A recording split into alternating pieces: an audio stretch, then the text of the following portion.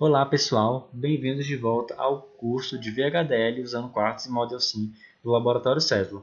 Na aula de hoje vamos falar sobre objetos VHDL.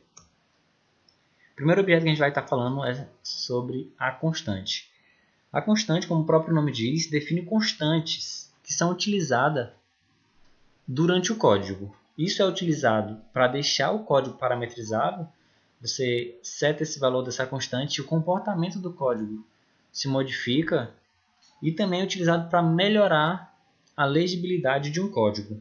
Por exemplo, quando você tem vários códigos de operações, vamos supor, os CODOPs, em vez de você ficar na fase de decode de um processador, às vezes de você ficar verificando if CODOP igual a 0001, você transformar isso em constante, definir uma constante, por exemplo, para a instrução ADD, e você fazer uma comparação if igual a ADD, é muito mais legível do que if igual a 001, por exemplo, aqui, né? Então isso melhora muito a legibilidade do nosso código também. A constante ela pode ser declarada tanto na entidade, quanto na arquitetura e quanto num processo. A sintaxe de declaração de uma constante segue como está descrito no nosso slide. A palavra reservada constante, o nome da constante, dois pontos, o tipo da constante, dois pontos, igual e o valor dessa constante. Sinal. Os sinais definem entradas e saídas e fios internos do nosso circuito. Eles podem ser declarados na entidade e na arquitetura. Na entidade, aquelas portas que a gente bota o nome, aquilo são sinais. A gente não usa a palavra reservada sinal por questão de comodidade, e o compilador Quartz já de VHDL Quartz já entende que ali é um sinal. Então, ele define as entradas e saídas das nossas arquiteturas e os fios internos que a gente utiliza no nosso circuito. A sintaxe de declaração do sinal é sinal, nome do sinal, tipo do sinal, se for um vetor, bota o range, e opcionalmente a gente também pode ter um valor default. O que seria esse valor default? Esse valor default nada mais é de um valor que é atribuído a esse sinal no início da simulação, caso nenhum valor tenha sido atribuído a esse sinal, certo? Então, vamos supor que você sempre... Eu uso muito esse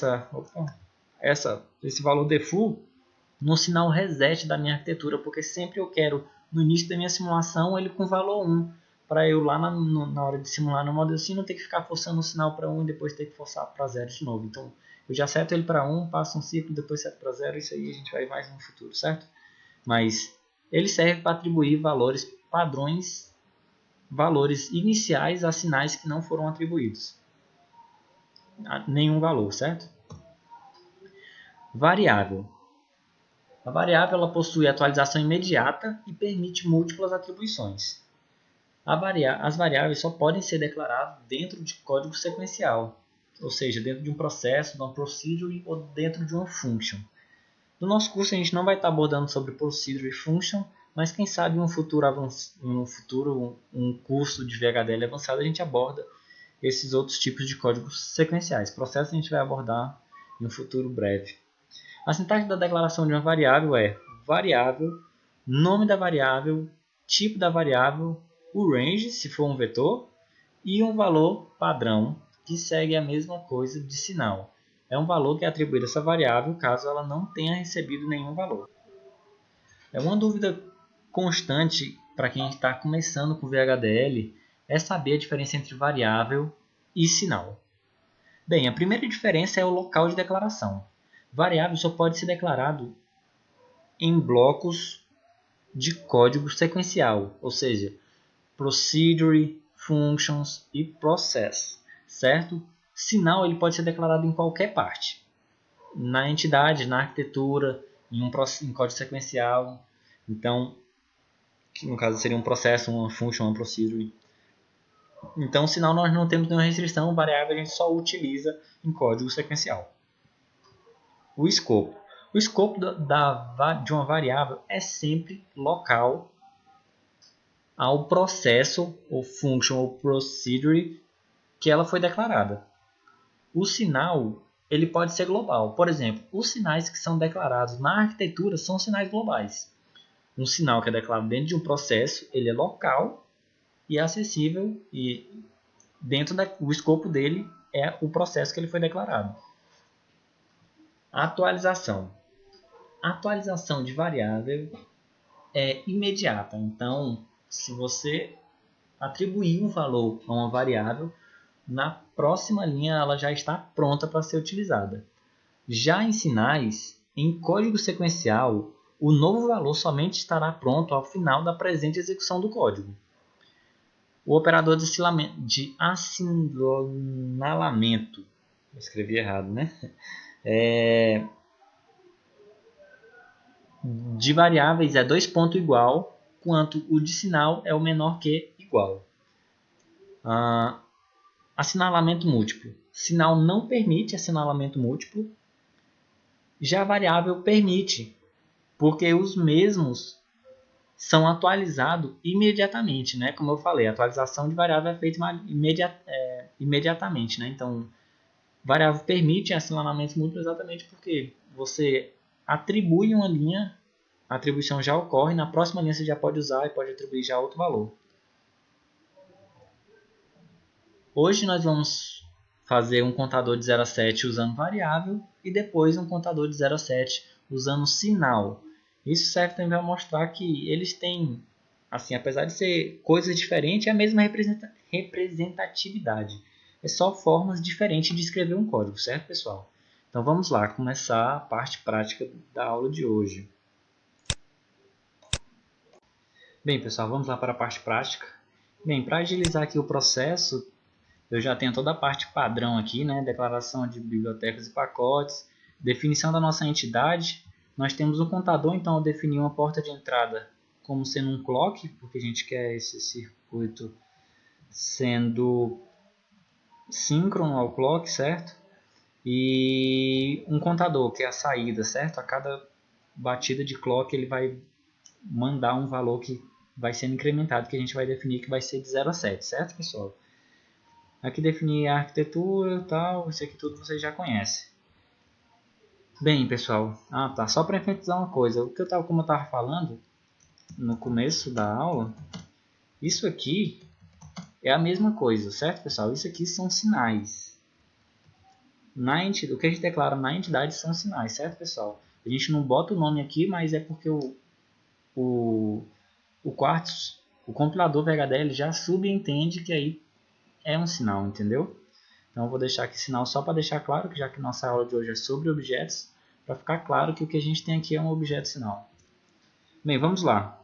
A gente quer definir um contador de 0 a 7 usando variável primeiro. Para a gente definir o contador, a gente vai precisar usar código sequencial, e para isso a gente utiliza um processo que vai ser sensível ao clock.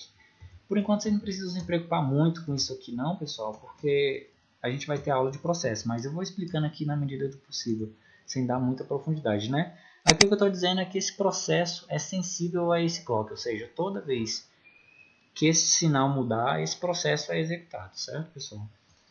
Bem, vamos lá, begin processo. Aqui nós temos a parte declarativa do processo, que é antes do begin, e a gente vai definir nossa variável, certo? Nossa variável de nome temporário auxiliar, na verdade, do tipo inteira. E a gente vai inicializar ela com 0, porque a gente quer nosso contador de 0 a 7, certo? Bem, beleza, vamos lá. Aqui a gente vai usar uma cláusula aí, o if, que ainda eu não ensinei, mas vou estar dando uma pincelada aqui. A gente vai ter aula só de if, certo, pessoal? If, aqui a gente vai colocar a condição. A nossa condição vai ser CLK event. Nossa próxima aula vai falar desse cara aqui, do apóstrofo event, que esse apóstrofo permite você acessar atributos de objetos VHDL. Esse evento ele é um atributo que captura as bordas de um sinal, tanto de subida quanto de descida. E a gente faz isso aqui, ó. End clock igual a 1. O que eu estou dizendo aqui? Toda vez que tiver uma borda e o clock for igual a 1, execute esse código aqui, certo? O que isso significa? Isso significa basicamente uma borda de subida, certo, pessoal? Quando tiver uma borda e o clock tiver em 1 é uma borda de subida, certo? Bem, toda vez quando tiver uma borda de subida, faça auxiliar, recebe auxiliar mais 1. Nosso contador, certo? Agora a gente faz mais uma cláusula if para poder verificar se ele chegou no limite do nosso contador. Então a gente verifica se auxiliar, como eu falei, a atribuição em variáveis ela é imediata, então a gente já pode usar o valor na próxima linha. Então se auxiliar for igual a 8, né, que a gente quer de 0 a 7, a gente faz auxiliar, recebe 0. Detalhe aqui para o operador de atribuição, né, variável 2 ponto igual, sinal, que eu vou atribuir aqui embaixo, que é o nosso contador, count, recebe auxiliar. Certo? E aí o que é que nós temos aqui? Deixa eu ver. Bem, é isso, fechamos.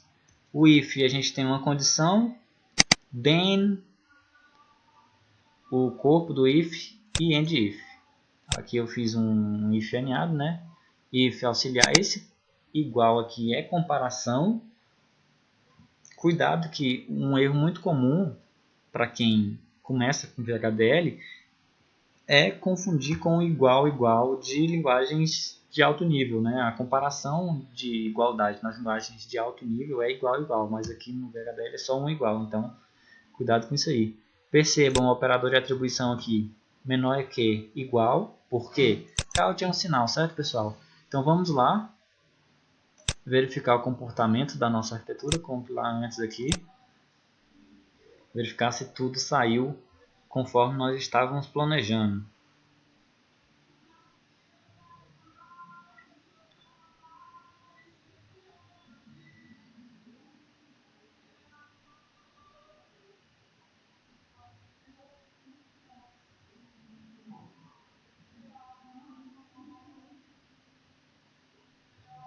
Vou esperar um pouco. Certo, vamos lá.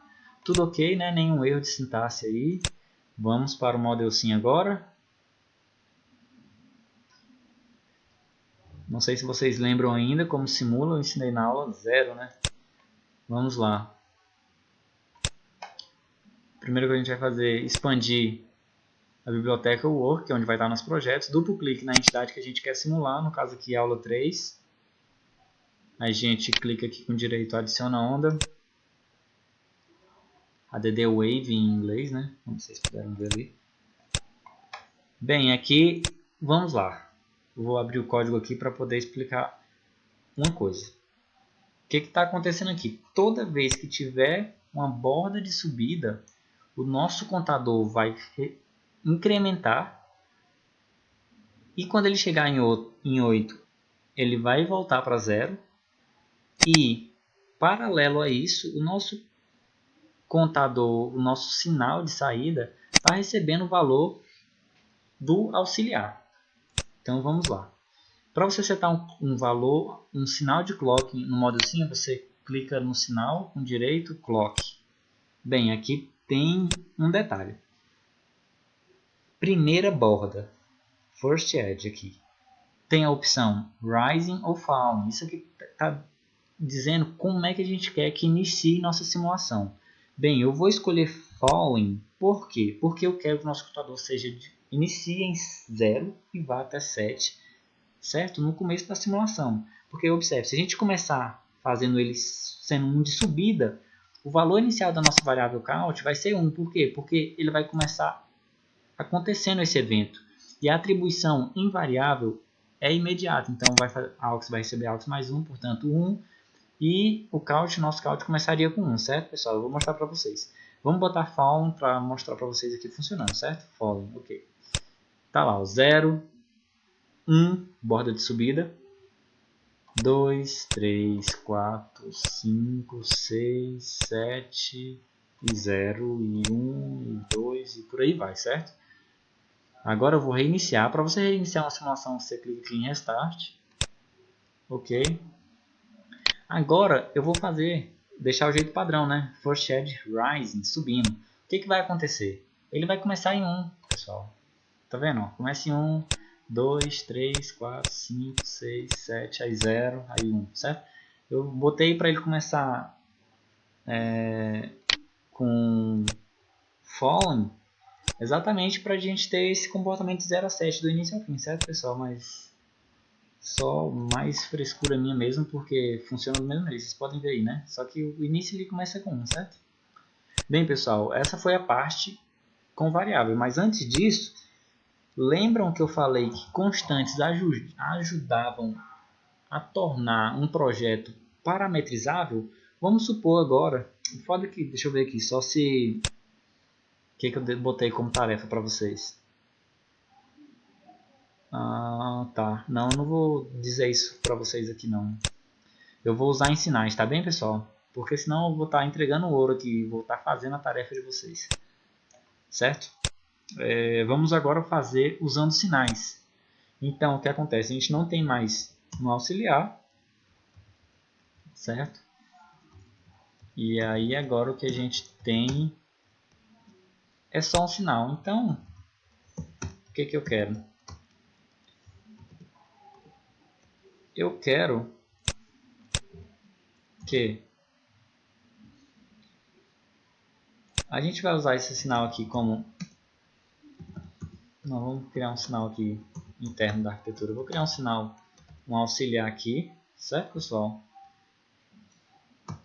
E ele é do tipo inteiro. Deixa eu ver aqui como é que eu faço, pessoal, para mostrar para vocês. Vamos modificar isso aqui para poder... Vamos usar std logic, pessoal. E eu vou usar um std logic 2 down to 0, porque é a quantidade de bits necessário para eu ter de 0 a 7, certo, pessoal? 3 bits. E aqui eu também vou ter um std logic 2 down to 0. Certo? Aqui eu vou dizer que eu quero ler esse cara aqui no processo. Então vamos fazer assim. Count recebe. Eu vou inicializar esse auxiliar com 0. Auxiliar recebe auxiliar mais 1. Certo, pessoal? Por que eu não faço count recebe count mais 1? Porque count é um sinal de saída. Como vocês bem lembram, um sinal de saída só pode ser escrito. Então eu não posso ler o count aqui, certo? Por isso eu criei esse sinal auxiliar para poder fazer esse serviço, certo? Ele começa com 0, depois ele recebe ele mais 1, e que no próximo ciclo o count recebe esse valor, certo? Vamos agora lá simular e ver o comportamento da nossa arquitetura.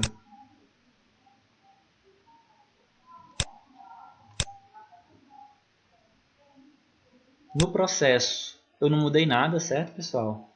E aqui eu não precisei daquele if para poder controlar quando chega no topo, porque como ele é std logic... Eita, vai dar errado porque eu não botei vector aqui. E nem aqui. Eu já vou dar o stop aqui antes que ele acuse o erro. Certo. Como é std logic vector, e vai dar erro aqui por causa da representação, que eu esqueci de mudar. 0, 0, 0. Voltando aqui para onde eu estava. A gente não precisa daquele if para verificar quando ele chega em 7, porque como a gente está trabalhando com std logic vector, quando ele chegar em 1, 1 e a gente fizer mais 1, ele volta para 0, 0, 0, certo, pessoal? Então, assim, causa um overflow, mas ele volta para 0. E a gente não está preocupado com isso por enquanto. Entendeu por que a gente não precisa do if? Porque o máximo que a gente consegue contar aqui, usando 3 bits, é até 7. Ele reclamou aqui. Esqueci de 2 pontos. Normal, viu, pessoal? Esse erro aqui de sintaxe. Normal. Estou mostrando aqui para vocês aqui como é que é e como é que detecta os erros aqui. Já também como conserta. Bem, vamos lá. Entenderam por quê? Aí o próximo passo que eu vou fazer aqui é deixar isso parametrizável, de forma que eu informe a quantidade de bits que o nosso contador tem, certo, pessoal? Isso aqui já eu faço.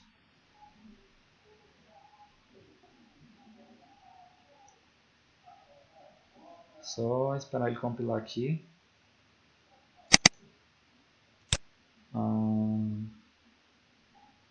Ele reclamou do operador mais.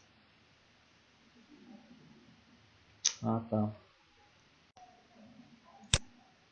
Bem, pessoal, como eu estava falando, ele tinha reclamado do operador mais, né? Então eu fui atrás de outros códigos meus VHDL para poder ver as bibliotecas que precisavam ser importadas. Como eu falei para você, quando a gente fosse usando os pacotes, eu ia importando, fazendo uso dos pacotes e dizendo para vocês por que eu estava usando, certo? Bem, pessoal, aqui para a gente poder usar esse operador mais dessa forma aqui como eu estou usando, a gente precisa importar esses dois pacotes, o aritmético e o unsigned, certo, pessoal? Então, importem esses dois pacotes antes de usar dessa maneira como eu estou usando aqui, porque percebam que precisa de um cast aqui, certo? É inteiro aqui stdlogic vector e aqui stdlogic vector. Então, esses pacotes cuidam dessa conversão aí e da atribuição do sinal, certo? Só compilar de novo aqui para vocês verem que está tudo certo. E aí a gente parte para a simulação.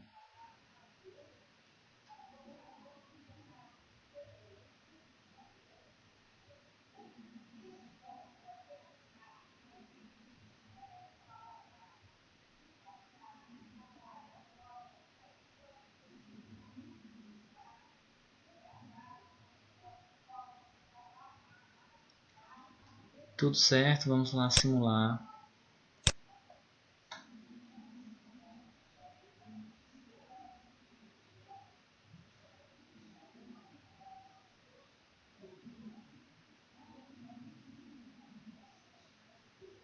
Aqui tem um erro, pessoal. Aqui ele vai começar... Ah, não, tá certo. Porque senão então não vai dar certo. Perdão. Vamos lá. Duplo clique ali na entidade que a gente quer simular. Adicionar a onda. Olha, pessoal, aqui já vai mostrar para vocês aquele lance do valor default que eu falei para vocês. Tá vendo que a AUX começa com 000? Isso é porque eu botei um valor default aqui na declaração do sinal. 2 ponto igual, valor default 000. Em count eu não botei valor default, percebam que ele começa com tudo U, que é undefined, de clock também, né? Certo? Para isso que serve o default value, né? Você setar um valor padrão. Botar o clock aqui para rodar e vamos ver o comportamento. Lá o count está em 0, né? Outra coisa, você pode mudar a representação do que você está vendo clicando no direito no sinal radix. Eu vou botar não sinalizado, certo? Tá lá o 0, 1, 2, 3, 4, 5, 6, 7, 0 de novo, né? Por causa do lance do overflow que eu falei para vocês. E aí ele vai até 7. Viu? A gente conseguiu fazer a mesma coisa, só que escrevendo de uma forma diferente. Agora eu vou mostrar para vocês como é que funciona o lance de tornar o código parametrizável, certo, pessoal? Assim, para a gente fazer isso, a gente vai precisar usar o generic, certo, pessoal? E definir uma constante aqui.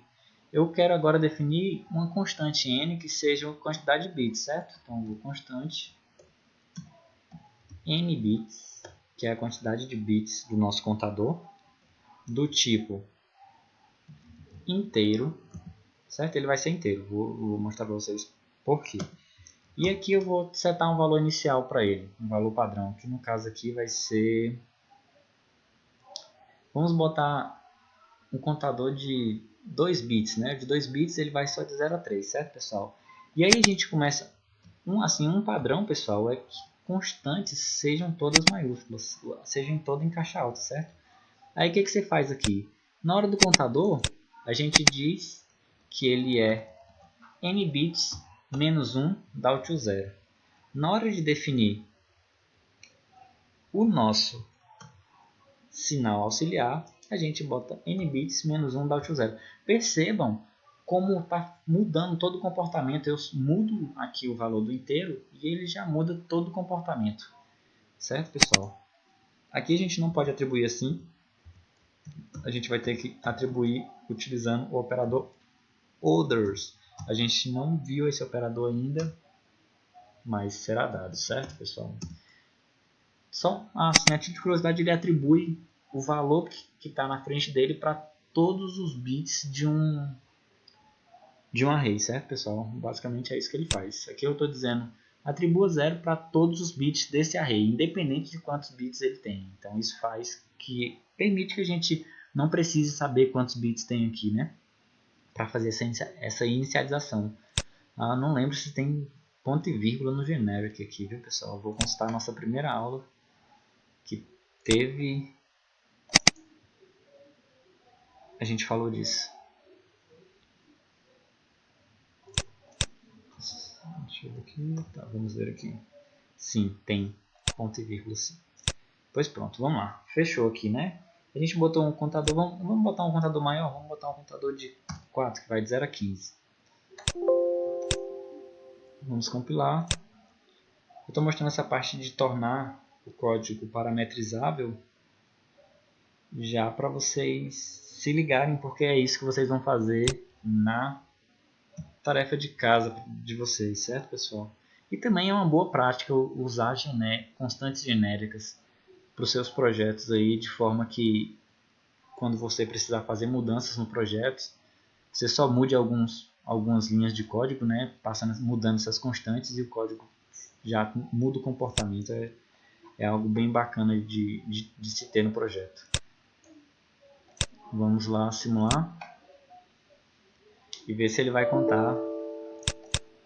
Outro detalhe, viu, pessoal, para vocês abrirem uma simulação no Model Sim, a outra tem que estar fechada. O Model Sim não permite você abrir duas abas e simular duas coisas. Você tem que fecha, quando você for simular de novo, fecha que está aberta e abre o Model Sim de novo. Ele não permite você abrir duas instâncias do Model Sim, não sei porquê.